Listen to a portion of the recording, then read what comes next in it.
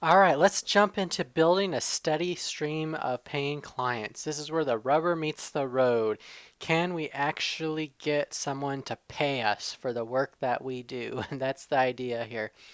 So the first step is figure out how to get one client, and then the final step is creating enough clients that we're able to sustain ourselves financially in terms of surviving but also accomplishing our goals. When we think about trying to find clients, a lot of it's going to depend on the context that you enter into freelancing.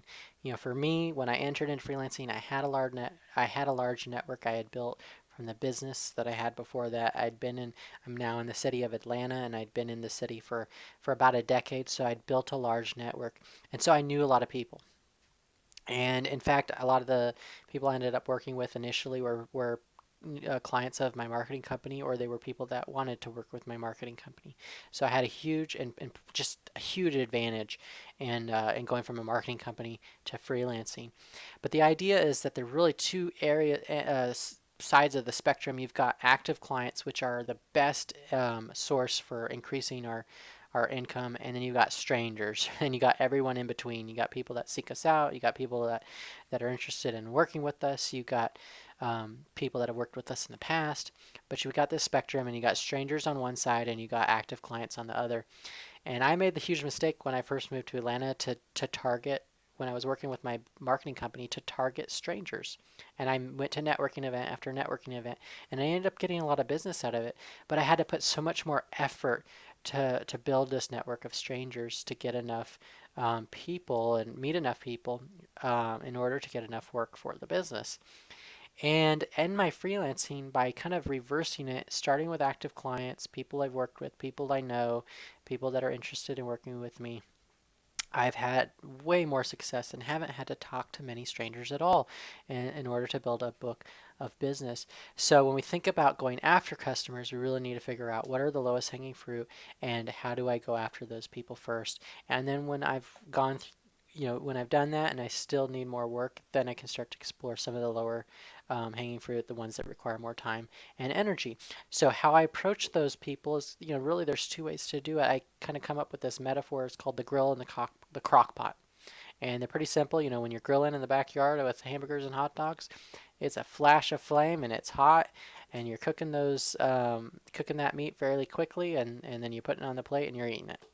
And you've got the crock pot approach. And that's where you put in all the ingredients and you let it stew for hours and hours. And after several hours, it's finally ready to eat. And in sales, those are two ways that we can approach it. We can go look for the business, we can meet with people, we can call, we can be fairly aggressive, and we can try and win that business and be proactive in that. Or we can set the stage, we can blog, we can write on articles on social media, we can make phone calls, we can send letters, we can do all of these things to cultivate the relationship and to marinate it to the point that sometime they'll end up working with us. And I've had clients where I've had an email newsletter that I send out usually on a sometimes a couple of times a month, and usually it's at least once a month. And I've had people that they were on that for over a year before they ever even started asking me about working with them, and so I've had clients as a result of that. But some of them took over a year to really do that. And so as I've been freelancing, as I become a freelancer, I become much more of a crockpot type of a salesperson. And but when I started my marketing company, was much more of a grill salesperson. And so the idea is not just to become one of the others, to figure out when is the best to be the grill and when is the best to be the crockpot type salesperson. And you may have a preference and a strength, but you're going to have to just know how to read the situation and be able to adapt and do both if you want to have the most success. The next, segment when you talk about building or having a steady stream of paying clients is having a predictable sales process. And the idea behind this is once you've done enough activity, you can start to figure out what are your numbers in terms of trends to be able to figure out what it is you need to do to accomplish what it is you need to accomplish. So, for example, if you want to have a certain amount, if you, let's say you want to have $5,000 in income per month, and so you want to have that as 5 clients. So 5 clients paying $1,000 per month. Okay, so in order to get 5 clients at $1,000 a month, I need to be meeting with 25 prospects per month because a fifth of those are going to become clients. So in order to get 25 prospects per month, I need to be networking and meeting 150 people per month. If I meet 150 people per month, I get 25 prospects. I get 25 prospects, I get 5 clients. I get 5 clients, I generate $5,000 a month.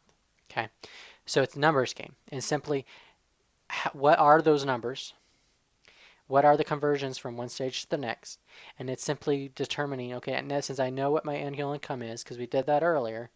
I know in order to accomplish that, I need to have a certain amount of clients based on my average, and monthly income from each of my clients. And then I can back that up and go, you know what, for me to do that, I need to meet 150 people per month. And by doing that, I'll accomplish my financial goal. It might be 10 people, it might be 200 people, but we'll at least have a number, and that's our starting point.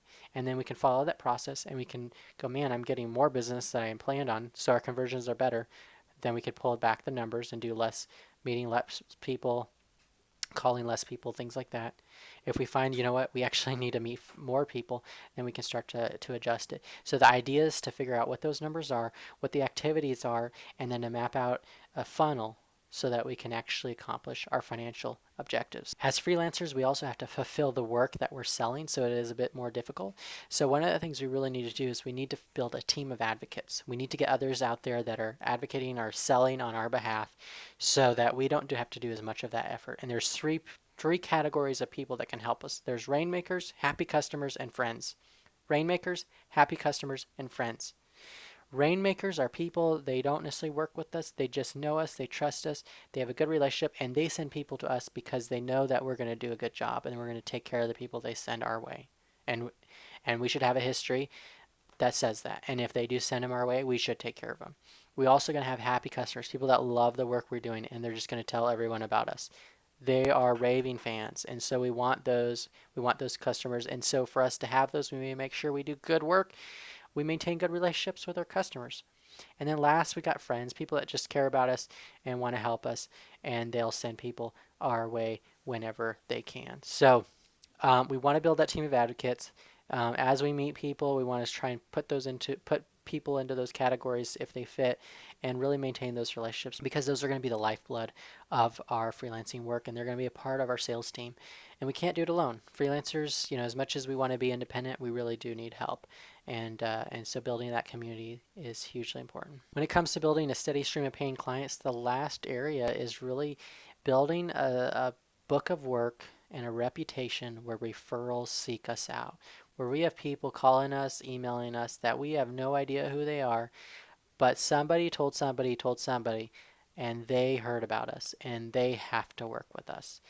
And when referrals are seeking us out, we know we've done something special in the work that we're doing, and we know we've hit a milestone in terms of creating a sustainable business and creating a steady stream of paying clients. When it comes to building a steady stream of paying clients, there are a lot of factors.